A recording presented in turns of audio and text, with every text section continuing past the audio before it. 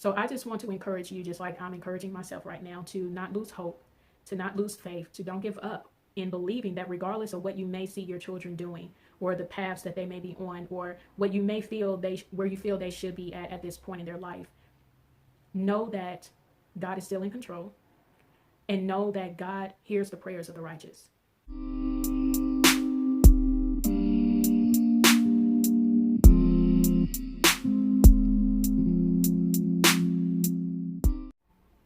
Hey guys, and welcome back to Wisdom Speaks. Today we will be talking about how to train up a child.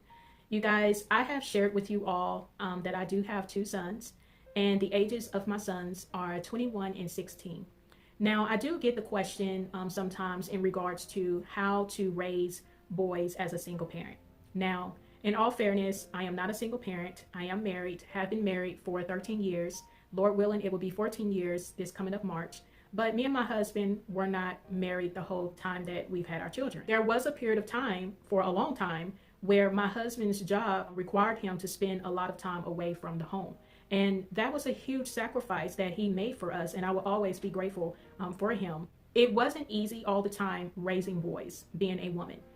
But I knew that I had to be very stern when it came to raising my boys, because I never wanted it to be where they could not handle themselves, they could not stand up for themselves, where they did not respect authority, not alone respecting me as a woman. And I never wanted them to think that just because I'm mom or because I'm a woman that they can kind of take advantage or get over in any kind of way. So I was very stern with my children, and I was pretty tough with them as well, because I feel like you have to be. And so the things that I did with my boys, I never allowed my boys to play with toy guns, and I didn't want them to think that it was natural to have a gun in their hands. I wanted them to be able to be responsible and understand that a gun is not anything to play with. It's a very serious thing, and you have to be very careful when you have a gun. And just wanting them to understand that, guns are dangerous, and that guns are responsible for, ending people's lives.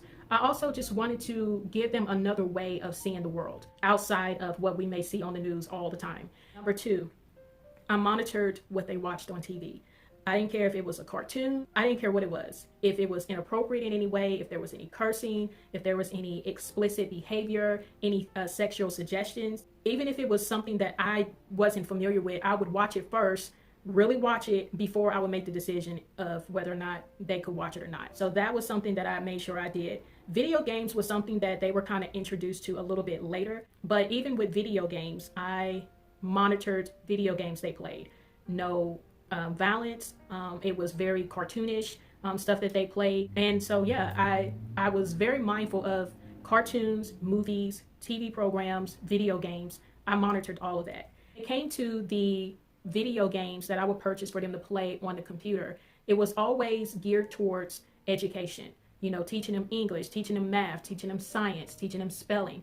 I was always big on education. I've always instilled education into them. And so that was something that I was very big on. I was very mindful of the fact that they were young. I knew they wanted to play games, but I wasn't ready for them to get into the whole video gaming. So I found creative ways to not only give them that opportunity to have fun in a different type of arena, but it was also educational at the same time. Another thing that me and my boys did a lot, I invested in a lot of Bible story animated movies. Now, to all of you guys who are in my generation, we grew up on VHS movies. So we would do, I would purchase VHS movies that were geared towards Bible stories.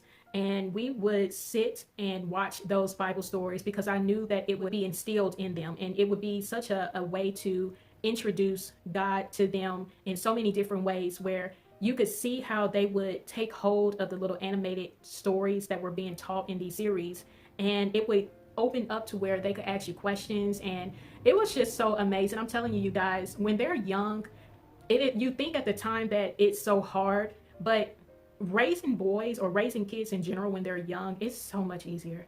Oh my gosh, it's so much easier. But yeah, I would do little stuff like that with them. Also, you guys, if you know about Blockbuster, do you guys remember Blockbuster? Oh my gosh, you guys, that was something that we would do every Friday. If they had a good week at school, we would go to Blockbuster after I picked them up from school, and they would be rewarded by picking out any type of movie. Well, not any type of movie, of course, it would have to be mommy approved, but they would pick out movies, and we would spend the whole weekend just kind of laying up together and watch movies all weekend. And they loved that. Another thing that I did with my boys is I made sure that I implemented chores. They've always had chores since they could walk. I'm a firm believer in giving kids chores, and I do not believe in giving allowances. I feel like when you are rewarding a child with money for cleaning what they're supposed to clean every day for the week, it's like you're teaching them to expect something in return for doing what they should be doing anyway. You know, if I'm telling you your chore is to clean your room, you need to clean your room. I'm 41 years old and nobody's paying me money to clean my room or my whole house. That's just what you have to do. So I just never did the whole allowance thing. Now, I may reward you if I feel that you've been doing what you need to do without being told. I'm not going to reward you with money, but we may give you a treat to Sonic and get an ice cream cone, or we may go to the store and you can get you some candy or whatever. But I just was never a big allowance type person. I mean, I do feel that if you have hands and feet, you are very capable of doing what needs to be done to maintain a clean home, because it is not mommy's job to make sure that everything is picked up, everything is cleaned, everything is kept nice, neat, organized. So that was something that I never really did with my boys. I didn't do the paying allowance. Now, I did have a reward chart, and I thought the reward chart worked so great, especially when they're younger. And I know a lot of you guys know about the reward chart, but it does help because it motivates them to really want to do more, because they know they're going to get a reward at the end. So another thing that I did with my boys was I really tried to use every situation as a teachable moment. Whether they were dealing with something at school, whether it may have been a situation that just may have happened, I always just tried to hone into whatever that issue was or whatever that situation was and make it a God conversation, because I never wanted my kids to not know who God is, not understand prayer, not understand the importance of living a right life, knowing what's good, knowing what's considered bad. Really trying to make sure I instilled in them, in every aspect of their life, good morals, the importance of being a person of integrity, treating people the way you wanted to be treated. These are things that I've always instilled in them. Now, with this generation, oh gosh, it's so different. Now that my boys are older, it's very different. It's hard to keep your children away from all of the outside influence that is going on in other kids that they are around on a day-to-day basis. I mean, let's be honest. I mean, they're surrounded by all types of influence on a day-to-day basis at school. My children were never homeschooled. They've always attended public school, and it's been a battle. It's been a battle because a lot of things that they've learned, a lot of things they've picked up, they learned it outside of my house. But as a parent, we have the responsibility to educate them correctly when they catch wind of some of these things, and really help them to understand why, just because Johnny is doing this, why that's wrong, or why Susie may be doing this over here, that's not considered, Christ-like. So it becomes difficult as they get older. Now, even with my 16-year-old, there are still some things that I'm having to I'm having to work on with him. He's not a bad kid, but it's hard. It's very challenging for him being in high school. I mean, he has another year before he graduates. And, there's just a lot of things that he sees, and, he may not always know why it's not good or why he can't participate in some things. Now, that is another thing I will say. I was not one to let my kids spend the night over other people's house. They did not do the sleepover thing. And yeah, I caught a lot of flack from my kids, from other, people outside of my immediate family who thought that was just the weirdest thing ever. But you guys, let's just keep it 100. There are a lot of children who are being touched, who are being messed with at a very young age, because they are being allowed to stay the night over their friend's house, over their family member's house. Yes, I said family members. You guys, we cannot keep trying to sweep stuff like this under the rug. This is a real thing. People are being sexually abused, sexually touched at a very young age, and it's happening even in their own families' homes. I don't care if it's cousin, I don't care if it's uncle, I don't care if it's auntie, I don't even care if it's grandparents. These things happen. And I know it happens because I've experienced it. I know of people who have experienced it. I know of people whose children have experienced it. And so these are real things. And it's so not just limited in Black families, it's happening in white families, it's happening in Latino families, it's happening in Asian families, like it's happening everywhere. This is a well-known, little kept secret. And as parents, we have to be very responsible of the protection that we provide to our children, because there are so many sexual predators out here. You can't always just look at a person and say, oh, that's a sexual predator. No, they come in all shapes and sizes, all colors, races, backgrounds, cultures. Like, they're everywhere. It don't matter how much money you make. It don't matter what your profession is. It's going on. And I just was never one to let my children stay over anybody's house. I was very protective. Some people may say I was overly protective, but my responsibility as a mother, as a parent, is to make sure that my children were protected at all times. And that's what I did. And you guys, it breaks my heart to hear of so many stories of children who are being touched at a young age. Children are so innocent. They should never have to experience, witness, encounter any type of situation like that. It is just, it really disturbs me deeply how widespread and how common that is. And it still happens today.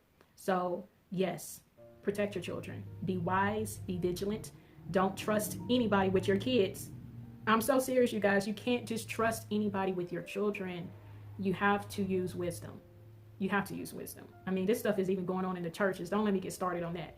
Like, you guys, I really, this is like a topic that is so dear to my heart because, like I said, kids are so precious. They are so innocent.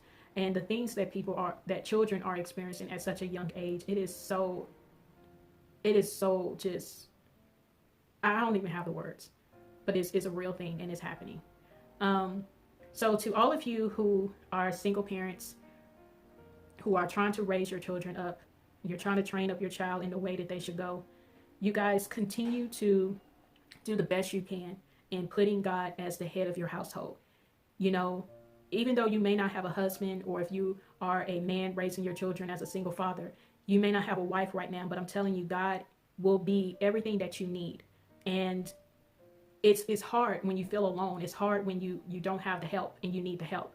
But as long as you are truly trusting in God and you're believing that God is going to give you the tools, because I'm telling you, when I had my first son, I had no clue what it meant to be a mother. I had no clue because I didn't have my mother growing up.